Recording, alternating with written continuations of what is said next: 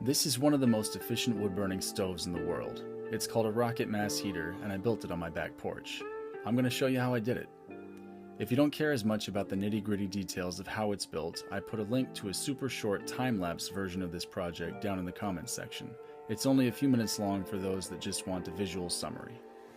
When I say this wood stove is one of the most efficient in the world, what does that mean? How I see it, there are two big measures of stove efficiency. The first metric is how completely the stove converts wood into thermal energy. The second metric is how effectively the stove transfers that heat energy into your living space.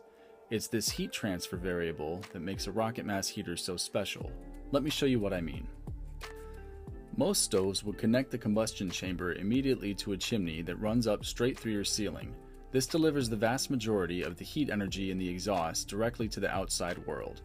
A rocket mass heater instead runs a long length of exhaust pipe through an earthen bench before finally delivering the exhaust gas outside. This bench soaks up the heat energy and then releases it back to your living space over the next half day or so. The air that ultimately comes out of your chimney is significantly cooler when you're working with a rocket mass heater. Often even cool enough to touch the stovepipe with your bare hands by this point.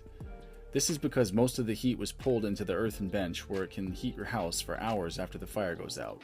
Let's look at an example of how this works. Here are two model stoves with mostly identical metal parts. The only real difference is the brick, which is meant to represent the earthen bench on a rocket mass heater.